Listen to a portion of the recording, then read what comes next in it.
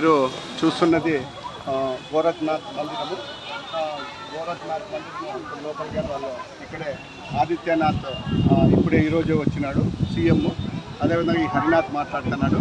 మీరు చూడొచ్చు ఈ గోరఖ్నాథ్ మందిరము చాలా బాగుంది. అటు దేవుని ఇక్కడ చుట్టూరా టెంపుల్స్ ఉన్నాయి, రావి చెట్టు. అదేవిధంగా ఇక్కడ వాటర్ ఫాల్ ఉంది చూడండి.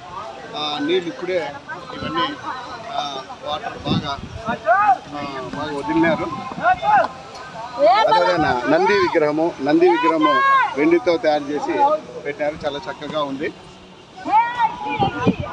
అదేవిధంగా ఇక్కడ సెక్యూరిటీ ఫోర్స్ కానీ ఈరోజు చాలా ఎక్కువగా పెట్టారు. మీరు చూస్తున్నారు ఇక్కడ నుంచి మామిడి చెట్లు, అదేవిధంగా ఇక్కడ దేవాలయాలు అన్నీ చాలా చక్కగా ఉన్నాయి. అక్కడ కానీ చాలా చక్కగా ఉన్నాయి దేవాలయాలన్నీ. మీరు ప్రతి ఒక్కరూ ఇక్కడ వచ్చి గోరఖ్నాథ్ మందిరాన్ని చాలా సందర్శించవలసిందిగా కోరుతున్నాను.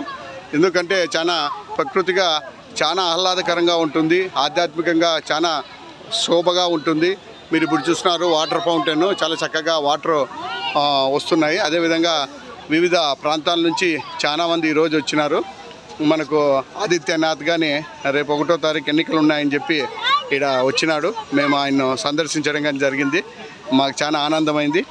చాలా సిస్టమేటిక్ ముఖ్యమంత్రి ఆయన. నాథ్ అనే సంఘాలలో ఉండే పేర్లు బట్టి ఆదిత్యనాథ్, గోరఖ్నాథ్, హరినాథ్ అని ఇట్లా పేర్లు ఉంటాయి. వాళ్ళు హిందువుల మతాలకు వాళ్ళు చాలా మంచిగా, అదేవిధంగా డెవలప్మెంట్ కోరుకుంటూ హిందూ మతానికి చాలా సేవ చేస్తారని ఇక్కడ సంఘాల వాళ్ళు తెలియజేస్తున్నారు.